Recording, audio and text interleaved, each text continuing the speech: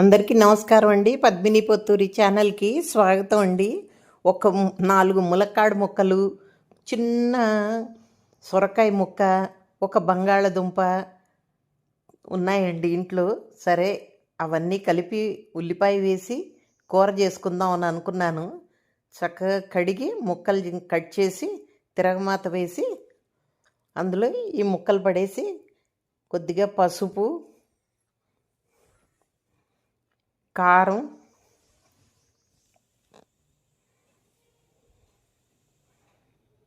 కొద్దిగా కారం సరిపోదేమోనని అనుమానంతో ఇంకొంచెం వేశానండి.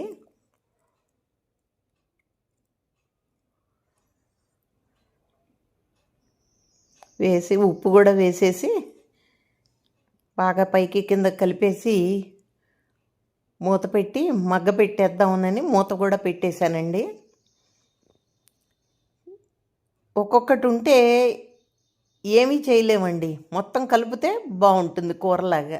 చిన్న చింతపండు రెమ్మ కూడా వేశాను, కొంచెం పుల్ల పుల్లగా ఉంటుంది. టొమాటో వేస్తే బాగుండేది, టొమాటో లేదు కాబట్టి కొద్దిగా చిన్న చింతపండు రెమ్మ వేశాను.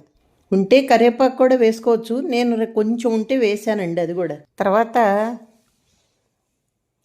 ఇందులో నేను మెంతిపిండి కూడా వేస్తానండి. మెంతిపిండి కూడా వేస్తే చాలా బాగుంటుంది, కమ్మగా ఉంటుంది కూర. అందుకని ఒక 1/2 చెంచా మెంతిపిండి కూడా వేశాను. ఇది అన్నంలోకి చపాతీలోకి కలిసి వస్తుందని చేసుకున్నానండి. తొందరగానే మగ్గిపోయింది మూత పెట్టా కాబట్టి. ఇదండి గుమగుమలాడుతూ ఉంది. అన్నట్టు 2 పనసగింజ పిక్కలు ఉన్నాయండి, అవి కూడా వేసేసానండి.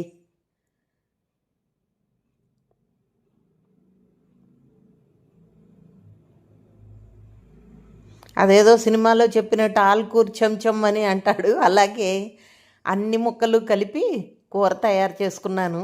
మొత్తానికి పైన కొత్తిమీర చల్లుకుంటే కూర మట్టుకు టేస్టీగా కుదిరిందండి. మీరు ఎప్పుడన్నా ఇలా చేసుకున్నారా? కామెంట్ రూపంలో తెలియజేయండి. Thank you for watching my video. Please like, share and subscribe.